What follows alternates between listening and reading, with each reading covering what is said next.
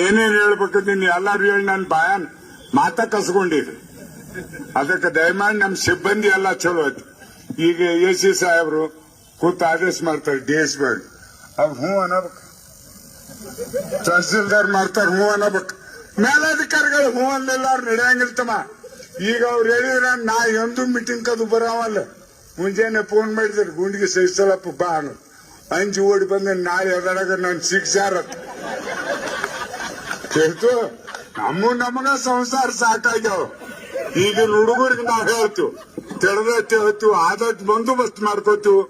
ಇದ್ರಂತ ಏನೈತಿ ಪ್ಲಾಸ್ಟಿಕ್ ಗಣಪತಿ ಇದೇನ್ ಹೇಳಿದ್ರು ಬಹಳ ಸಂತೋಷ ಐತಿ. ಇದೊಂದ್ ಸಲ ನಮಗೆ ಎಲ್ಲರಿಗೂ ಪರ್ಮಿಷನ್ ಕೊಡ್ರಿ.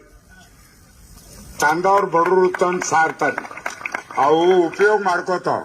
ಮುಂದಿನ ಸಲ 3 ತಿಂಗಳು ಇರ್ತಾವ ನಮ್ಗೆ ವಾರ್ನಿಂಗ್ ಮಾಡಿ. ಈಗ ಮಾಡ್ಯದ್ರಿ, ಈಗ 12 ತಿಂಗಳು ಮಾಡಿದ್ರಿ. ಇನ್ ಹೇಳ್ತು ಮಣ್ಣಿನ ಗಣಪತಿ ತರ್ಬೇಕಂತ. ಈಗ ಮಾಡಿದ್ರಿ ಅಂದ್ರ ಬಡವರಿಗೆ ಮಾರ್ಕೊಂತ ಹೊಡಿ ತುಂಬ್ಕೋತಾವ, ಅವ್ರಿಗೆ ಲುಕ್ಸಾನ್ ಆಕತಿ. ಮತ್ತ ನಮ್ಮಲ್ಲಿ ಮಣ್ಣಿನ ಗಣಪತಿ ಮಾಡಿದ್ರ ರುಂಡ್ ಮುರಿತು. ಬಂದ್ ಏರ್ತಿದ್ದಾಗ ನನ್ನ ರುಂಡ್ ಮುರಿತೀರಿ ನಮ್ಮ ಅಪ್ಪ ಸಾತ.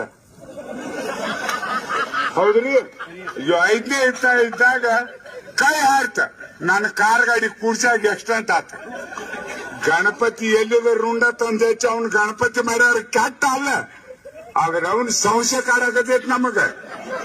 ಈ ಪ್ಲಾಸ್ಟಿಕ್ ಮಾಡ್ಯಾರಲ್ಲ ಹೆಗಲ್ ಮೇಲೆ ಇಟ್ಕೊಂಡ್ ಕುಣಿದ್ರು ಅವ್ನು ಮುರಿಯಂಗಿಲ್ಲ.